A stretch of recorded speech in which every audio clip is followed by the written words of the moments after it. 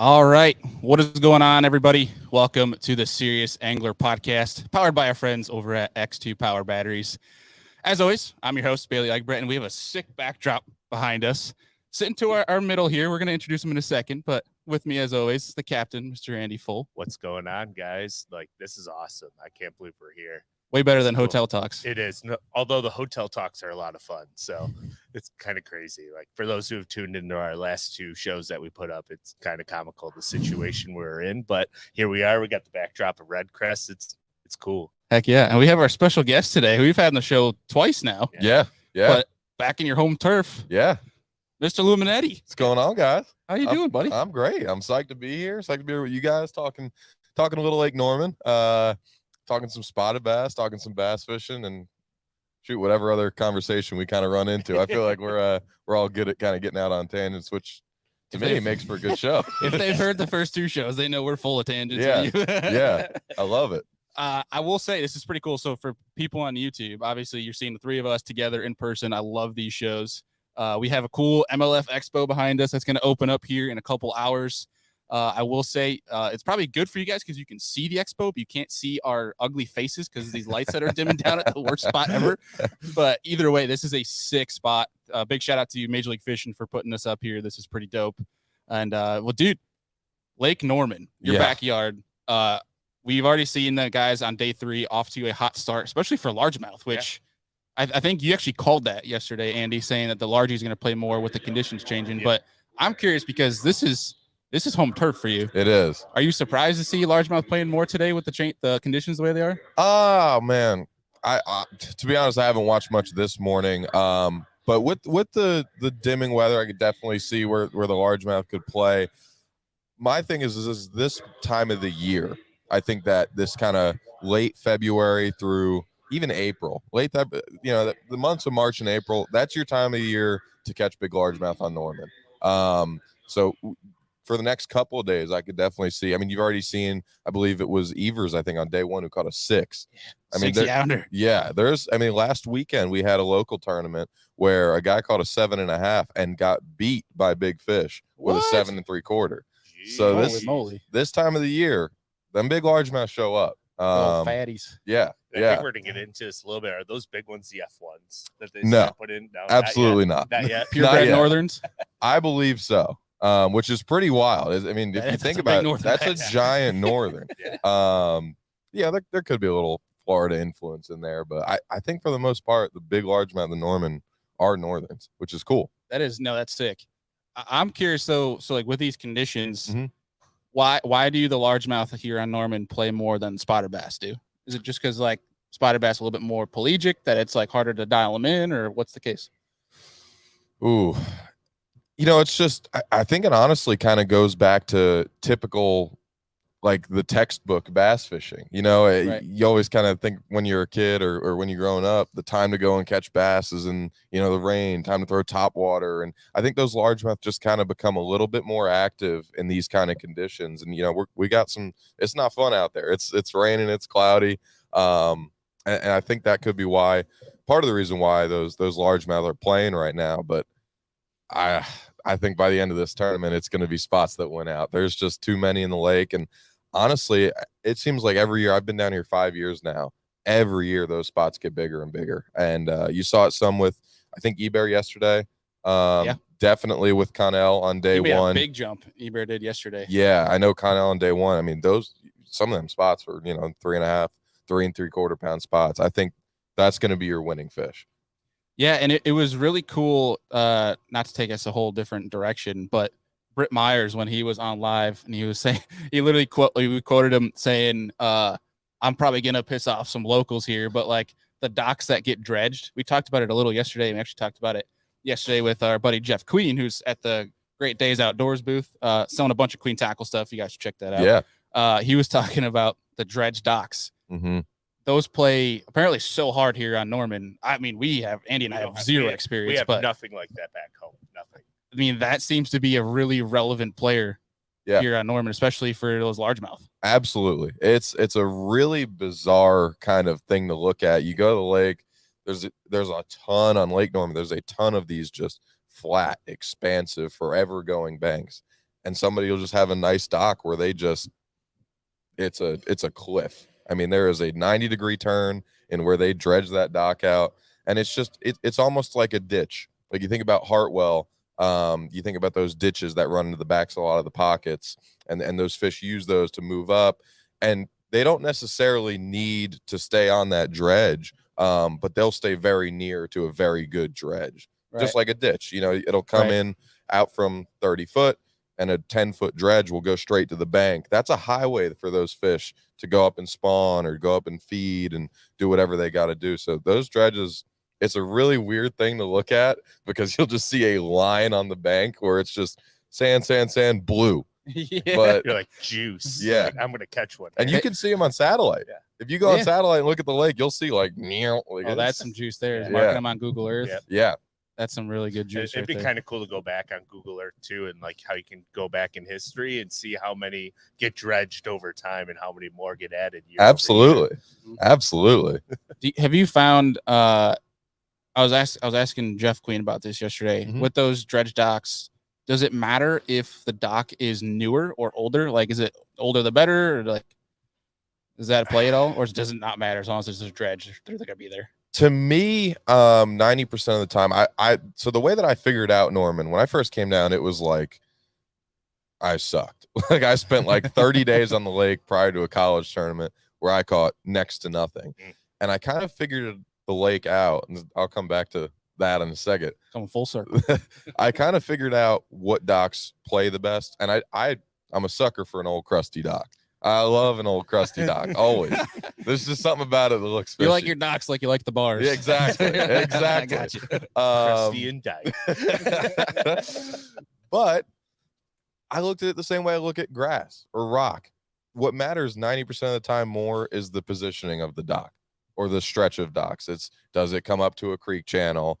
Is it in a, is it in a spawning pocket? Does it lead into a certain place? That's kind of always been what I look for in a dock before I look. Now, if you find that dock and it is old and crusty and it's got brush under it, obviously all the more better. You won't catch them. But yeah, most of the time it's the positioning, in my opinion. That makes sense.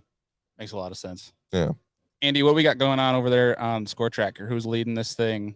What action's going down? Let me grab it here real fast so I can actually see it. So right now in the top 5, we have Thrift with 11-12, Burge with 9 1/4, and it just changed on me because I'm watching live. But the top 2, we have Thrift and Burge, and then was it Alton Jones Jr.? Hey, my fantasy team's looking good, boys. Wiggins. Let's talk about Wiggins for a second. I don't think he has left that wall in 3 days. I mean, good for him. The skimmer wall, baby. Oh, so is this like a community hole? Oh yeah. Well, so the skimmer wall.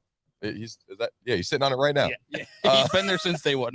So if you go up to the top, not the top, mid lake on Norman, there's 2 boat ramps, and it's where every local tournament goes out of. Obviously, they're using Blythe this week. Whenever there's a BFL, a college tournament, an open, or a REDCREST, something like this, they use Blythe. It's a big ramp at the bottom of the lake. But every local tournament, just about, goes out of Queens and Pinnacle. They're right in the middle of the lake.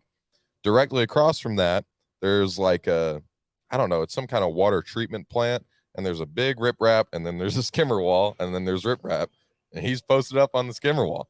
So why would they position more on the wall than the riprap? Is there like something like, is there like an outcropping on that wall that those fish are all sitting on? Because it looks like he's making the same exact cast for 8 hours straight. Yeah.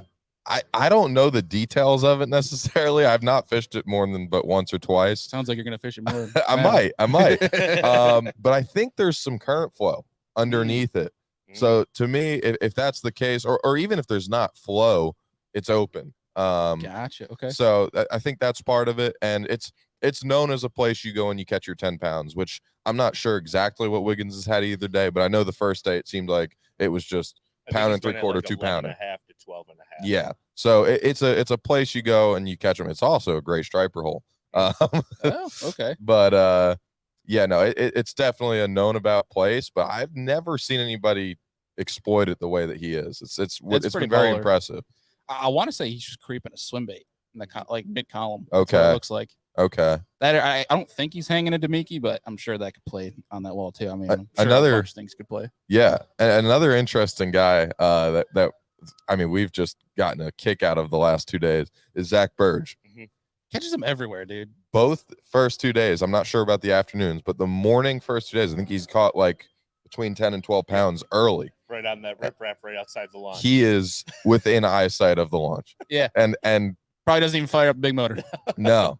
You guys have fun launching this morning. I'll see you in 30 minutes. And I'll be completely honest. I hate it because that's one of my places. Is it? Oh man, no. Exposed. I can't tell you how many tournaments I've taken off and like waited for everybody to get out of there and turn right back around, come in there and catch a limit.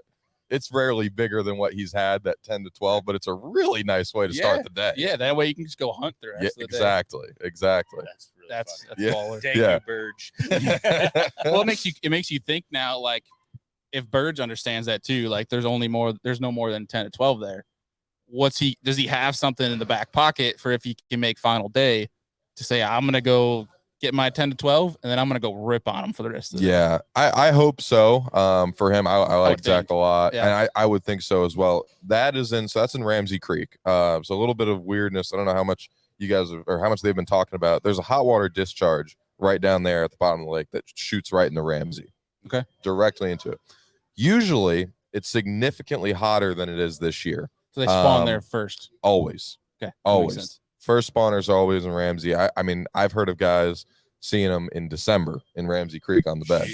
Yeah, it's a weird deal. Spots first or largest first?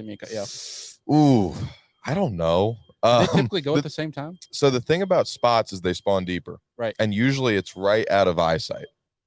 So I've gotten on spawning spotted bass bites, but I've never seen them. I mean, sometimes you'll see them up. There's always exceptions to the rule. But for the most part, like I've got a couple different stretches of docks in Ramsey, that bottom creek, where certain times of the year I know they're going to be spawning, and it's like every post, ding, ding, ding, and they're like smallmouth. It's like every cast. Calling your shot, but I don't see it. Yeah, it's weird. But Ramsey does have, in my opinion, you're not always going to catch them because it's the clearest water in the lake as well. So they're tough to catch. But in my opinion, it's got the biggest sheer top end largemouth in the lake. There are big largemouth in there. And another thing is that the few times that grass has popped up in Norman, it pops up in Ramsey. And the last few months, eelgrass has popped up in Ramsey. From what I've heard, I haven't fished the lake a ton the last few months since it's been there. It hasn't really been a player, which is weird because in the past, when it has popped up, it's played. So I'd be really interested to see if a guy can figure that out this week, being as that it's very rare for it to even be in Norman, and that's a place where the big largemouth do live. So yeah, I think on day one, Brent Ayler was fishing around some of that eelgrass because I saw it and I was like, that looks like grass. I was like, I didn't know Norman even had grass in it. So I was like, interesting. I think he caught a largemouth off of a dock where the eelgrass was like buttoned up to the dock. Okay, that's like, awesome. Yeah, that's really cool to see. It makes me really happy to see. I love grass. It's what makes me the most sad about being down here is there's very little of it. It's weird, man. It pops up quick and they kill it quick. I hate that. That makes no sense to me. It's very weird. I mean, I fish Norman. I fish Ramsey a lot. It's one of my favorite places on the lake to fish, and I fished it in, I want to say like September, fished the whole thing, came back like a month later, pulled up on spot I always fish. And I was like, grass. Where'd that come from? Hello, beautiful. Yeah. And then I called the old Joey from Friends. How you doing? Exactly. So it's a very interesting deal. I'd like to see if they did leave it alone. Eelgrass is a native grass in North Carolina. I'd love to see what it could do if they left it alone, but yeah, we feel that, buddy. We feel that up north. They're depleting our grass as we speak. Yeah. Yeah. I mean, that's a problem everywhere. Which, by the way, we're trying to get Steve Barden on here either this morning or tomorrow morning. I know you're gonna have some questions for him. Absolutely. In regards to this F1 deal, like Norm, do you want to touch on that a little bit? Yeah, it's a tough deal because I do commend a lot of the Lake Norman locals and local fishermen, people I fish against, and they have really put a lot of effort into getting these F1s in Norman. And I don't know, I've heard here and there, this guy catch one, this guy catch one. So, a couple people have definitely caught a few. I don't think we'll see the true results of it for a couple of years, just because Norman's, you know, it is in North Carolina, but it's not like a hot lake. Like, they're not going to grow fast. So I don't think we'd see the effects. And they put them in, I think, at, you know, 8 to 12 inches, something like that. Right. When did they start stocking the F1s in Norman? I want to say it was during COVID. Okay. Like 2020, 2021. So probably right about now is when you'd start seeing like that 3 to 4 pound. Exactly. Range. Exactly. Tend to grow and I've heard of a couple people, like you said, that 2.5 to 3.5 pound. That seems to be, if somebody says, I think this is an F1. The other thing is how in the world do we know? Yeah. It's like the whole Asian carp deal, dude. Nobody knew that somebody put it. They probably brought it from their backyard. Exactly. Like, I don't want this fish anymore. Exactly. Asian carp need the TVA. Yeah. Yeah. It's like goldfish on all these lakes, man. I know. What the hell's that glowing orange thing over there? Oh, that's I've little actually heard Sally's of- goldfish you didn't want anymore. Yeah. Now it's 6 pounds. Yeah, that's right. But the F1 thing, I don't know. Norman is historically, and obviously I haven't been around here forever, but you know, I've talked to enough people and met enough people who have been. It's never been a very great lake. Before, like, I want to say the late 90s, it was the Dead Sea of North Carolina. Yeah, that's what they've joked about on live. Since, I mean, I want to say since the 80s in the state of North Carolina, largely because of the killing off of grass, the only lake that has gotten significantly better in the last 30 years is Lake Norman. Yeah. And it has gotten significantly better. I mean, you can go look at old newspaper clippings of the Friday nighters around the shad spawn in the 80s, and it's like 8 pounds, 9 pounds wins. Like, it was bad. Grinder. Well, yeah. do you think a lot of it has to do with somebody illegally introducing Alabama spots in Yes. Norman as opposed to those Kentucky spots? Absolutely. I think it has everything to do with it. And for a number of years, I just fished that bracket in October down on Greenwood. And what that seemed like is how people used to talk about Norman. So like 10 years ago, you know, the people that lived in Norman used to talk about, oh, you know, there's so many of these tiny spots, throw them up on the bank. We're looking for those big largemouth. And if you watch that bracket, every spot was like 1 pound to 2 pounds. And then you'd see that there's a 4 pound, there's a 6 pound largemouth. Now, here on Norman, you're seeing those good spots. It's by no means a Hartwell or a Lanier. It's a very, very unique lake in that there's not very many bluebacks. There's some, but not at the same level as there are on Hartwell or Lanier. And those spots are getting big. I mean, there is a significant class, a population of that 3 to 4 pound class spot. And that's just why I really think that's going to be the player here this week. I mean, I've seen for the first time in the last 2 or 3 years, you'll see the winter trails around here get one with like 18 to 20 pound bags of spots. Like, they're in here. Alabama's. Yeah, exactly. Again, it's the whole invasive thing. It's not great. It really isn't. But for Norman as a fishery, I think because of the lack of nutrients, because of the kind of nomadic aspect of the alewives that are in there and the bait fish that are in there, I think the spot he fits it all too well. You know, he's a deal. Yeah. The spot is a friend of Lake Norman's.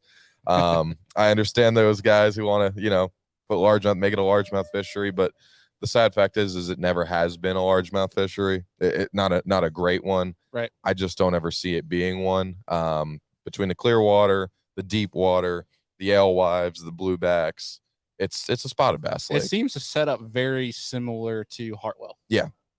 It's a very weird lake in that it does, but they don't change. They don't move the water almost at all. And there's no bluebacks, or there are, but now with the water level fluctuation, yeah. Is that because it's a nuclear driven lake? So they need to be more stable for the reactors to like warm and cool. That's a great question, and I don't know, that honestly. Might be a Barding question. It probably is. It's question. Definitely a question for Steve. I think it's really unfortunate because I mean, in the past when they do, right now the water's low. It's 95, 96. When that water does get to 98, 99, it's a fun lake to fish. Yeah. Oh yeah. There's little bit of like bushes and buckbrush and laydowns and all that stuff, opposed to having that much water on it. That water gets up to 98, 99. It's got 2-3 foot on it. and it gets really good. You can roll a chatterbait or a frog, and it becomes a really cool lake. A little more submerged bushes in play. Yeah, and the river plays more when it's high. I love when the lake's high, but they don't let it happen very often. So needs some rain. Yeah. It's like them TVA folks. Oh, you got a derb? All right, we're drawing the lake down. Yeah. Oh, you found spawners? We're drawing it up 10 feet. I know. We're just turning the current off altogether because everyone fishes ledges. Yeah. Yep. We're just shutting it off. Just turn it down. The other thing too is all the docks are fixed. So the homeowners would not be very happy with water fluctuation. Whereas Hartwell, those docks are all cable floating, deep. You know, they can go up 10 or 20 foot. Whereas Norman, it's, you know, if they drop the lake 4 more feet or raise it 4 more feet, the docks are either under the water or completely out of it. Or bone dry. Yeah. I always find it funny when homeowners complain about what happens to the lake. It's like, if you don't want to worry about the lake, don't buy a dang house on the lake. Right. Yeah. It's like, my favorite line for people that yell at me for fishing their dock. It's like, you don't want me to fish your dock? Don't buy a house on the lake. Yep. I mean, I'm sure you run into that a lot because you live on the banks. I think people at Norman have begun to just understand, accept it. You know, I'll say that I've never been yelled at down here. It's always up north. Yeah. The other thing, shocker. The one time I have gotten yelled at on Norman, I'm not gonna discriminate against my own people. My own people. I'll just say that when I got on the bank and I was fishing this lovely lady's dock, she had a rather New York, New Jersey accent going on. New Jersey. And I will also say that the house was under construction, so I think it was somebody who was a little bit new to the area and didn't quite know. You should have responded by like, "Hey, I'm from your neck of the woods." I know. Stop yelling at me. I didn't want to say it because who knows, but yeah, I don't think she's from around here. I don't think she quite got it. You're not from here, are you? You don't get how it works down here. Which is weird coming from me because I'm not, but yeah, but you get it. Yeah, I mean, it just takes a little lick of common sense to understand it. Absolutely. Yeah. Absolutely. Good grief. Well, dude, one thing I wanted to bring up. So we're talking about the bracket and you're classic bound here in a couple of weeks, man. What and I think one thing you've really got a notoriety for was the boat that you got there in. Yeah. But now you got a new shiny whip. I do. What is it like being in something that's new, fancy, shiny, and has seats that don't have holes in it? 70s Volkswagen van to almost like Corvette. A luxury, not souped out Mustang, but close to it, or Corvette. Yeah, it has been awesome. It has been awesome. I it's not like I've got a ton of time out on it. I picked up my boat from the shop, the Nitro, the night before I left for the first open at Eufaula. So the first time I turned the key on it was day 1 of practice. Oh boy. How about breaking it in? It was broken in. Oh, thankfully, it was broken in. Yeah, the Bass guys took care of all that. But yeah, it was, a little bit of last minute stuff, getting it all together, get rigged. But it was a day or two of getting used to it, and then the second day, throughout the tournament, totally got used to it. I had to do the me thing. I ripped all of the electronics off. Yes. I was fishing in this much water and I didn't want to get distracted. And I was like, you know what? This tournament, we're peeling them off. But the run back day 2, we'll not talk about the 5th fish that I lost with 6 minutes to go that would have moved me up 30 spots. Boy. But I pushed it to the last second and ran like 70 the whole way back and got there with 15 seconds to spare. And I was like, you like that part? It's pretty cool. This is very nice. This is pretty cool. Not waiting 2 minutes to get out of the hole. No, eyeballs just right up and gun. Go, baby. It was fun. So That's I'm loving sick, it. Dude. I'm absolutely loving it. You getting nervous and jitters yet for the classic? Not quite yet. Have you been before you're going to bed, preparing your onstage speech? No, Mercer? I really haven't. I think that'll be like you're gonna black out anyways. Yeah, exactly. No, I mean similarly enough to the first open, I'm still dealing with. I still got to get it wrapped, the boat. So there's definitely a little bit of kind of stress, and not bad stress, but I've still got stuff to do. To get ready. Yeah. And the same way it was for the first open, and despite my finish, I felt like I fished fantastic in that open. I really think that all this last minute hubbub running around doing this, that, and the third, I think it's really going to help me because it keeps my mind off of the fishing, what's actually going to happen. Yeah. Which is allows you insane. to stay more in the moment as opposed to wondering and pondering and exactly. Yeah, if I sat down and started thinking about the classic, then my boat doesn't get wrapped, and I don't have poles, and I have 2 rods that are broken. It kind of just would get. So I'm kind of trying to tackle everything, keep as busy as possible. That week's going to be interesting though. It's going to hit me at some point. It's going to scare me. It's exciting as hell, man. Yeah, it is. It is. We're pumped for you. Thank you, man. It's going to be fun as heck. I mean, I think obviously Tennessee River is always fun. Knoxville is great. And I mean, I'm a little bit biased because we got our hometown hammer that's in the mix, Casey Smith, who qualified to the Opens as well. Yeah. So it's cool to see, it's cool to watch you guys and the guys that have been to classics before do it all. But there is something that's pretty cool about watching like a guy that I learned from as well, fishing going into it. Yeah. But dude, career's kickstarting now, man. I hope so. I'm going to stick around, man. I was joking around with my buddies the other day. I don't know what the hell else I'm going to do. I better try. I mean, if I don't make it, I got nothing else. Right. Tournament bug. Right. So I hope this is, the kickstart for sure. I'm just pumped. We got a long season on the Opens too. And that's definitely not going to be forgotten, but for the next, 2 weeks, it's classic on the brain. That's the big one. I've kind of made the joke, and, this is obviously not how I want it to go, but, in the event that I suck in the Opens, if I have a top 5 in the classic, that kind of goes away. Yeah. People forget all about that. Exactly. That's the one that matters. So we'll see. That's the one thing that, to kind of steer into that is, I think that the anglers that are great have always sucked. I mean, there was a day, maybe not like if you're Kevin Van Dam, he never sucked. But if the people that are afraid of failure are the ones that fail. Whereas the people that can they take a 100th place finish in an Open, they throw it away to the side. They keep their mind going, because really the people that focus and they look like, oh, guess what? Louis got 100 in the Open. People that focus on that are people that you don't need to pay any mind to. Yeah. Where it's, the people that are able to bounce back from that, use it as fuel. I mean, those are the people that are going to be able to be consistently successful over time. Once you get past that, where the idea of failing doesn't have any effect on you anymore. Yeah. That's when you're dangerous. Yeah. And I think that's what the guys that are so consistent about it, you can get eaten up about sucking for a tournament, but it's the guys that can kind of use that as a refuel for going forward and not really think they're it's the people that are afraid of failing before the tournament even starts. Right. 100%. You don't even have to worry about them. Yeah. No, you lost. Yeah. You lost. There's a number. I always say that, there's a number of people that go into the tournament and they've already lost. And many times you can see it at the boat ramp. Yes. Yes. And I'll completely admit, I take a weird approach, especially to something like the Opens or last year, the college series, where I go into it a lot of times. And that's kind of how I look at it. It's like, well, for example, last year, Harris chain, I know good and well I ain't gonna catch no dang 30 pounds. I know I ain't gonna do it.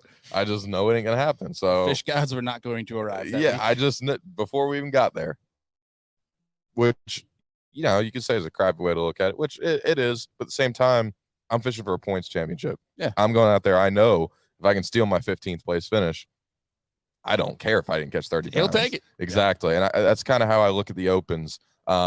Is if you look at, not to get too statistical, but if you look at the stats from the last 3 years on the Open, to make that top 9, to make the Elite Series, you have to average a 50th place finish. Right. Which, don't get me wrong, I ain't out here shooting for 50ths, but I know the tournaments that I'm going to have to go into and say, okay, let's steal a 60th at this one. And I know the tournaments like St. Lawrence, like some of those later in the year, tougher tournaments that kind of set up for me a little better. Let's try and win them. Yeah. So, or at least get as close as we can. Exactly. So that's kind of how I'm looking at the Opens. Now, on the complete flip side, at the Classic, there's one spot to fish for. So yeah, if you're fishing, I was on the phone with Gussie last week, and he was saying, he's like, well, you approach the Elite Series season with a different mindset, but Classic time, that's where you throw. There's no points involved. That's where you swing. And if you're not swinging, if you're content finding 2-pounders, you're not gonna you're fishing the completely wrong way. 100%. Classic week. Yeah, and I think that's why you see a lot of guys. Why it's when you look back at some of the Classic finishes, why there's such a drop, almost midfield, where there's you have hammer bags that that top 5. Then you have a good, decent bags that can keep them in contention for the next 2 days. And then it's like a steep drop. Yeah. That's why you see such a like crazy like difference from 1st and 10th in the last day. 100%. I couldn't agree more. And I think that's why, because there's a lot of guys that just go out there and they're like, well, if I'm not going to catch a bag, I mean, I'd rather What's the zero. point? Yeah, you know what I'm saying? Yep. 100%. Oh, they're getting paid 100%. anyways just for being there. Yeah, it's free 10 grand to You're go making try and money. win 300. Yeah, You're exactly. getting paid 10 grand to go win 300. Fine with me. Yeah. I'll take my chances, you know. Sign me up. No, I couldn't agree more, and I'm interested to see, if I can kind of flip that switch, because I've always been a pride myself on consistency. Right. Strive for AOYs. Now, don't get me wrong, I want to hoist that classic trophy. That's why we all got into it, right? But at the same time, man, I pride myself on my consistency. Yeah. Now in the bracket, I did flip the switch. I don't know how I did it to this day. I look back at that tournament and I go, that ain't me in that boat. That out there swinging, looking for 4 and a 6 pound large. Like, that ain't how I fish. That just tells you have it in you. I hope so. I hope I can You switch got it that again. dog. So yeah, the goal is I can switch that again, flip it again. Heck yeah. That's the plan. And like I said, I genuinely don't know if is that something I have, or did that week just set up perfect? Or I hope I have. Becoming more comfortable in your angling abilities, and you're able to be like, you know what, I need to throw away my conservative mind approach to be consistent, and I need that big bite. So let's just do it. Yeah, and I hope that that's going to be my approach in the classic. So we'll see. Oh yeah. Regardless, beers will be drank. Yes. Oh, absolutely. That's right. Absolutely. Beers will be drank and fish will be caught. And there definitely will be beers drank this week. We don't got no tournament to fish. That's right. That's right. Well, talking about the tournament this week. Yeah. That transition. This guy does it for a living, folks. He just digress in. It's when you're bad at fishing, you get good at talking. I don't know about that. I don't know about that. Come on, man. That's why I ask the questions. I'm not the one answering. I don't know about that. So looking ahead, I mean, the conditions today, like we woke up from the hotel, like, oh man, this is pretty crappy out. But it looks like it's starting to help, especially from a bigger. It doesn't look as fast paced this morning, but it looks like there's bigger bites consistently this morning.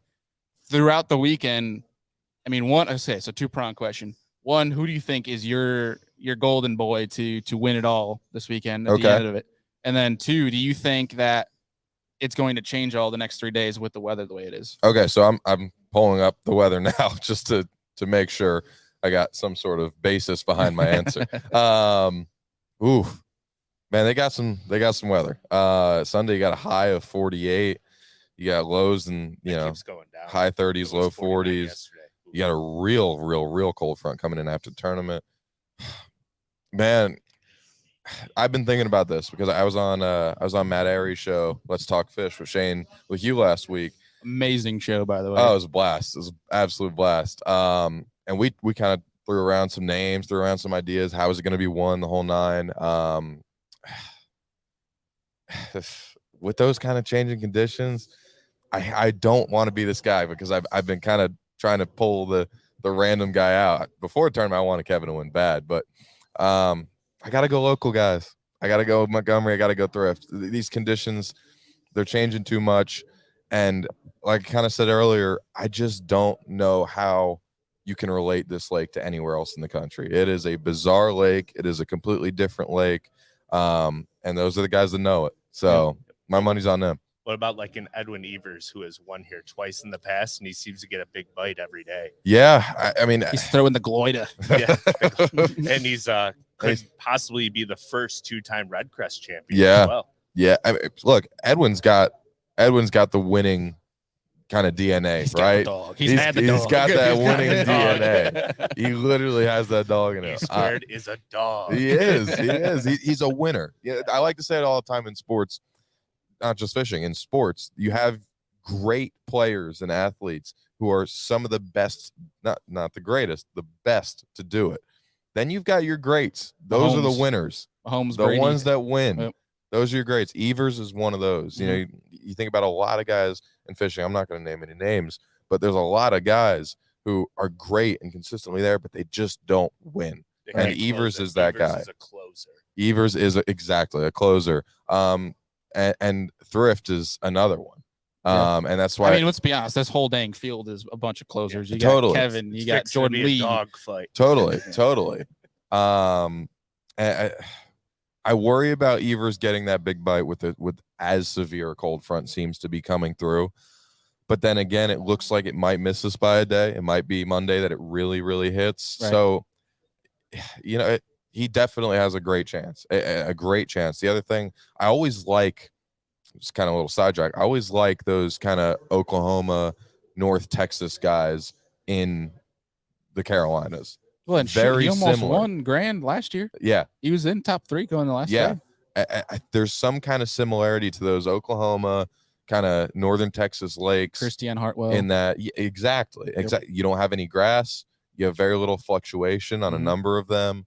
You have dirty water. You have a lot of rock, a lot of wood, a lot of dock. It's a very somewhat similar deal. So I don't know when the last time Evers won on Norman. I don't know if the spots played as much as they do now. Right. Because I really do believe over the course of 3 days, you're going to need to figure out those bigger spotted bass. So I'd be intrigued, see a Thrift, Montgomery. But then again, man, I'm just some of these hot hands. Look at Eber. Look what he's done in the last freaking 18 months. I mean, come on. You can't rule against a hot hand. No, man. You cannot. And he's as hot as they come now. Oh, yeah. So, man, I'm just I'm not I'm gonna rock with you though. I think Thrift, when it comes to a fishery that changes that much, it is so hard to rule against somebody's home lake that's seen it all. Yeah, he knows how to adapt to the change. Exactly. And or he's like, oh crap, my pattern's ruling out. At least I have these 3,000 waypoints I can go run now. Where it's a guy's like, I don't know what I'm going to run for now. And as much as I hate to say it, because I do, that plays that on Norman, those waypoints. You can play. It might be like one fish spots, but he swings that bat one time. It could be a 7-pound line. Exactly. And the other thing too is Norman bedding fish, if there are still some that come up, they use the same places year after year after year. So he's got a lot to look back on. And I think he barely squeaked in, right? Yeah, I think he stopped fishing yesterday and went looking. So he barely squeaked in, and here he is sitting in second first place or second right now. So they might have updated it. Yeah, he's in. We got top 5: Brian Thrift, Dakota Ebert, Zach Burge, Elton Jones Jr., and Jacob Wheeler. Yeah. See, I'm having a tough time betting against Thrift. I just want to call it out and very not humbly brag that I have 1, 2, 3, 4, 5, 6 guys in my fantasy team in the top 10 right now. That's pretty good. That's right. I have 8 of my 10 that are still fishing today. Ooh, those 2 dudes, I won't call them out, Justin Lucas, that I could have won a truck and a boat on this event because you get all of them in the top 10. Yeah. Oh, yeah. I'm just kidding, Justin. But like, dude, I it's such an interesting format from the fantasy fishing. I'm addicted to it. I think it's like tournament fishing for me now, where it's like I'm playing bass, I'm playing the invitationals, I'm playing BPT, like I'm doing it all. That's awesome. Yeah, that is awesome. I don't know what it is. I was so into it for the longest time, and now it's like I was watching because you aren't to be the one that's being picked for fantasy now. Well, that's what your sights are set. That's part of it. And you probably have so much going that you can't even really like that too. Invest any. It was the greatest thing in the world when I was sitting in class. I was like, I know what I'm doing today. 7 events. Yeah. Let's check his last 14 events in the state of Arkansas. Honestly, like I watched that first event in Okeechobee, and I hated that I found myself rooting for like guys on my fantasy team over like my favorites. Like I'm sitting there like Steve Kennedy is one of my favorite guys in the world to watch, and I didn't have him on my team, so I'm rooting against him. Like, what am I doing? Like he's one of my favorite dudes, and I'm rooting against him because of a fan. Like, nah. So I just gave up. We had a nice staff. Oh, there we go. There we go. We're watching it over here. So to give people a little update of where we're at here, there's a minute left in period 1, round 1 of the knockout round. Brian Thrift's in first with 11 pounds, 12 Elton ounces. Jones is now in first with 12-13. Oh, wow. Elton Jones Jr. Wow. Come on, MLF app update. That's surprising, actually. It is. Him, yeah. It is. Elton Jones Jr. has been kind of like a dark horse like the past 2 years. What time is it? 10 o'clock? I think it's like 9. Yeah, 9:59. It's 10 o'clock. Who would have picked at this point today? You got Connell and Montgomery caught one. Connell's in last. Which yeah, is very I think surprising. Connell and Montgomery are both 0. Yeah. That's actually pretty shocking. Who would have picked that? For Not sure me. Jerkbait bite would have been out. Right. The cloud and the rain. Yeah. Right. I think one thing that Connell really has going for him though is that he's kind of been like, I'm not gonna go run my deal right away. He's not afraid to like mid period just pick up and go run and go do something completely different because he knows how fast it can change. Yes. Free. And he understands these Alabama spots. I'd say better so than anybody good. in the field. He's fishing really good. You could get right in a real hurry in 5 casts. Yeah, he understands this species of spot of bass as good as anybody. He really does. I wonder how similar Norman sets up to like the Smith Lake in Alabama. Which Yeah, I think is like his home lake or very close to. I think it is Smith. I think rather similar, not the same. But you know, Smith, you don't have any flat banks. You know, it's all cliff. Yeah. But outside of that, you know, and they do draw it up and down a good bit.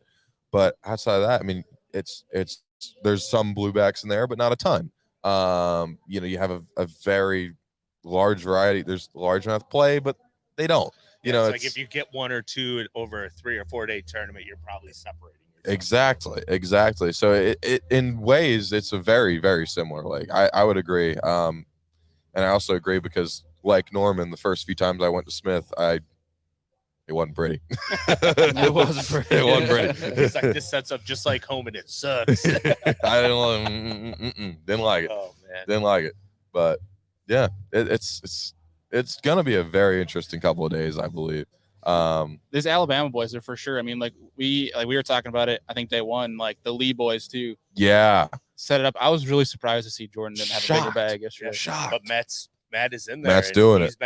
He's been getting a big bite or 2 every day. So yes, 100. I said it yesterday. This for some reason I couldn't tell you why. Feels like a Matt Lee tournament. Well, it's Smith Lake. Yeah, you know what? That's exactly it. And look at Wiggins. Same deal.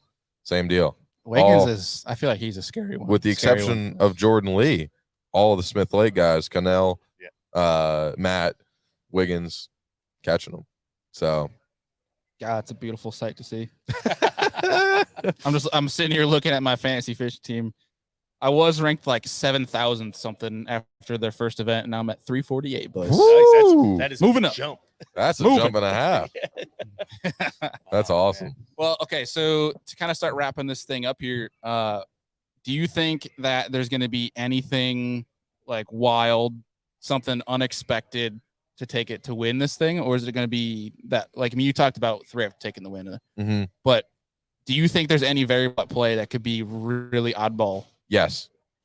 I said this again with Matt last week, and I absolutely despise it. I despise it. What I'm about to say.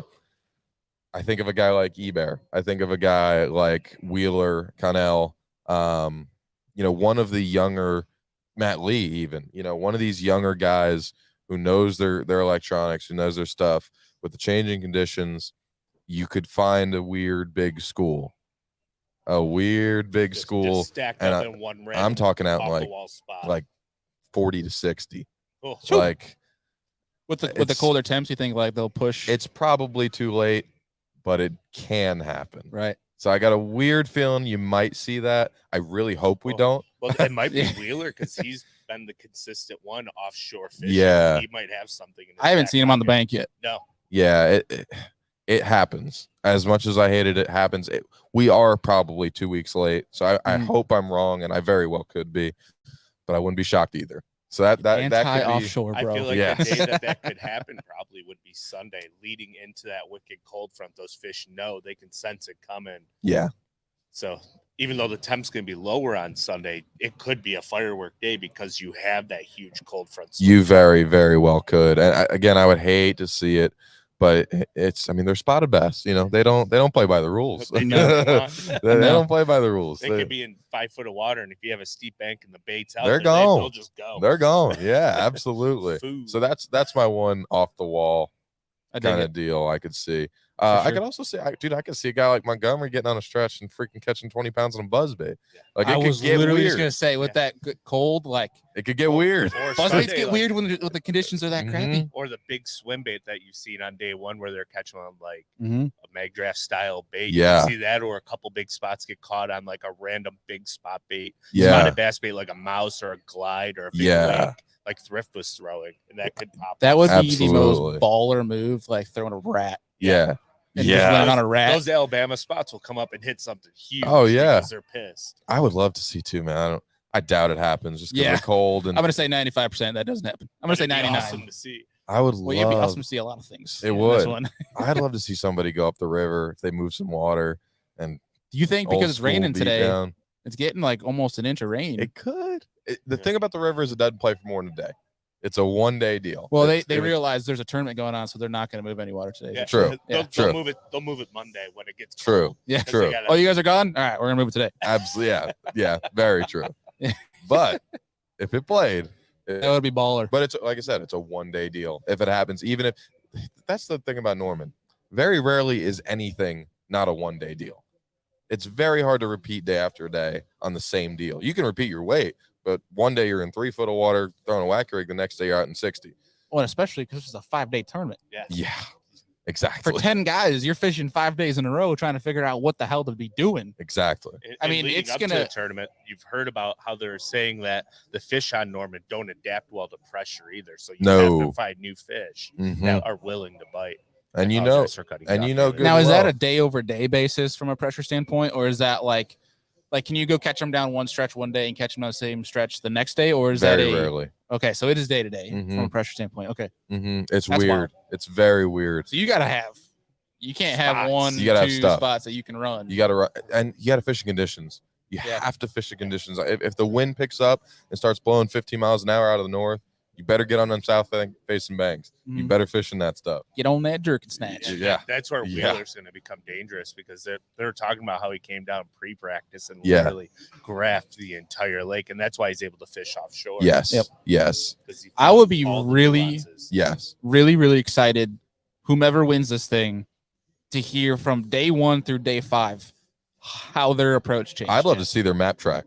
Yes, that too. That's gonna look like a dang Please squiggly. pull up your GPS and You're not show gonna us your learn trend. First anything from question it. is, Yeah. how much gas did you burn and how bad was it? Yeah. Like the expense. They don't care. Yeah. They guys won 300 grand. Yeah. They don't care how much gas. Yeah. Oh, I'm gonna guess it's over $1,000 easy. But, yeah.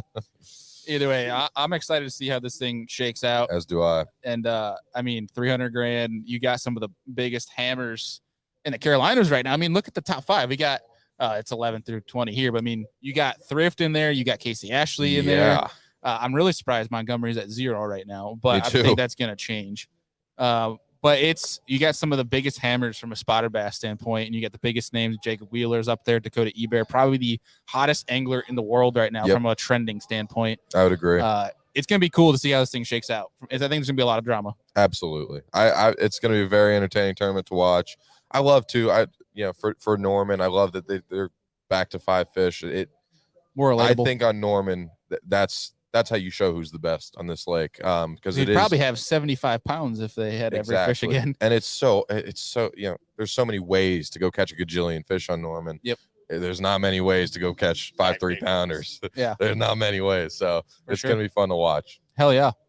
Well, dude, obviously we're gonna put all your socials in the descriptions for people on MP3 as well as YouTube. But Sweet. anything else people should look out for, before classic time? Whew, man, I don't have a ton. I hope to God I'm not there on Sunday and I won't be able to walk around the expo. I But- don't want to see you people on Sunday. I do. I I'll want see you Sunday That's night. the problem is I want to see the people, but I hope to God I'm not there. See y'all on stage. But yeah, I'll see y'all on stage. That's right. Absolutely. Hell yeah. Absolutely. Andy, anything else before we wrap this thing up? Yeah, I just want to say thank you to the city of Charlotte. It's been awesome down here. Everybody's nice. The food is great. Great. And Andy MLF loves for the hosting us here. Oh, and great coffee too. Like it's Good grief, it's here been we go. awesome. Well, let's try. He's like this $15 coffee with the heart-shaped whipping thing on top. And I'm like, just give me this black Yeah, hotel that's all coffee. I have. But Yeah. listen, I have made you drink bougie coffee for the last 2 days. All right? When you say I you're gonna got buy you me a coffee, I'm not pour gonna say over, no. Yeah, it's good stuff. Yeah. Oh, we're gonna have to find some good beer. Yeah. That's next on the list. We know the spots. Oh, yeah. We've gotten that down pat. But for real, big shout out to Major League Fishing again for putting us up this week. This is freaking awesome. Yeah. The expo's about to kick off here in probably about an hour. I think it's about 40 minutes. The doors open. We're going to be at the X2 Power booth most of the weekend, but we'll be floating around the whole expo. So if you guys are going to be here, come find us. Where are you going to be most of the weekend? Man, I'll be bouncing around today and Sunday. Toyota booth, Costa booth.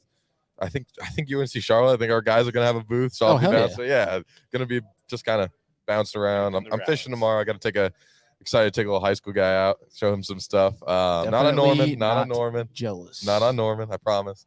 We're gonna see you on live. Just hey, that's Louis. Hey, is he taking it?